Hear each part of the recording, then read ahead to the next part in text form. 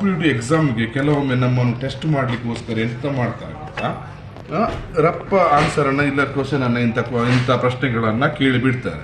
ಯಾವುದೇ ಒಂದು 101 ನಲ್ಲಿ ಮಲ್ಟಿಪ್ಲಿಕೇಶನ್ ನಿಮಗೆ ಮಾಡ್ಲಿಕ್ಕಿದ್ರೆ ಇಲ್ಲಿ ಯಾವುದನ್ನು ನಿಮಗೆ ಮಲ್ಟಿಪ್ಲಿಕೇಶನ್ ಮಾಡಬೇಕು ಅದನ್ನು ನೀವು ರಿಪೀಟ್ ಮಾಡಿದ್ರೆ 45 into 101 ಆನ್ಸರ್ ಈಸ್ 45.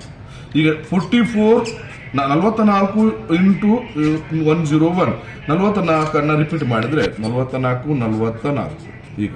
ಈಗ 54 ನಿಮ್ಗೆ 101 ಮಲ್ಟಿಪ್ಲಿಕೇಶನ್ ಮಾಡ್ಲಿಕ್ಕೆ ಉಂಟು. ಆಗ ನೀವೆಂತ ಮಾಡಬೇಕು, 54 ಯಾವುದೇ ಇದರ ಯಾವುದೇ 33 into 101 ಈ 33. ಈಗ 37 into 101 ಇದರ ಆನ್ಸರ್ ರಿಪೀಟ್ 37. ಹಾಗೆ 101 into 101 ರಿಪೀಟ್. ಇದರಲ್ಲಿ ಒಂದು 3 ಅಂಕೆ ಉಂಟು. 3 ಅಂಕೆ ಮಾಡ್ಲಿಕ್ಕೆ ಆಗುದಿಲ್ಲ, ಎರಡೆರಡೇ ಜೋಡಿಗಳಾಗಬೇಕು. 101 ಅನ್ನು ರಿಪೀಟ್ ಮಾಡಿ. ಈಗ ಜೋಡಿ ಕೊಡಿ, ಇದಕ್ಕೆ ಒಂದು ಜೋಡಿ 01, ಇದಕ್ಕೆ ಜೋಡಿ ಇತ್ತು. ಆದ್ರೆ ಇದನ್ನು ಮಾಡುವಾಗ ಇದಕ್ಕೆ ಜೋಡಿ ಇರಲಿಲ್ಲ, ಇಲ್ಲಿ ಬರ್ಬೇಕು ನಾವು. ಆಗ ಎಂತ ಮಾಡ್ಬೇಕು, ಇವರನ್ನು ಒಟ್ಟಿಗೆ ಮಾಡಬೇಕು. 1 + 1 2 ಮತ್ತೆ ಇದ್ದ ಹಾಗೆ ಮಾಡಿ, ಇಬ್ಬರು ಜೋಡಿ.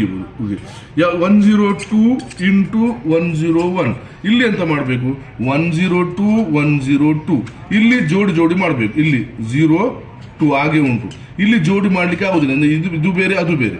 2 + 1 3 ಆಯ್ತು. ಇಲ್ಲಿ ಜೋಡಿ ಇದ್ದಾರೆ 10. ಯಾವುದೇ ಅಂಕೆಯನ್ನು ನೀವು ತೆಗೆದುಕೊಳ್ಳಬಹುದು. ನೀವು ಆನ್ಸರ್ ಅನ್ನ ಇಷ್ಟೇ ಇರುತ್ತದೆ ನಿಮಗೆ. ಈಗ 32 into 101 ರಿಪಿಟೇಷನ್ 32. ಈ ರೀತಿಯ ಕಾಂಪಿಟೇಟಿವ್ ಎಕ್ಸಾಮ್ ಅಲ್ಲಿ ಇಂಥ ಎಲ್ಲ ಪ್ರಶ್ನೆಯನ್ನು ಕೇಳಿದ್ರೆ 1 ಸೆಕೆಂಡ್ ಅಲ್ಲಿ ನೀವು ಆನ್ಸರ್ನ ಮಾಡಬೇಕು. ಇದನ್ನೆಲ್ಲ ನೀವು ಕಲಿತ್ರೆ ಕಾಂಪಿಟೇಟಿವ್ ಎಕ್ಸಾಮ್ ಅಲ್ಲಿ ಈಸಿ ಆಗ್ತದೆ.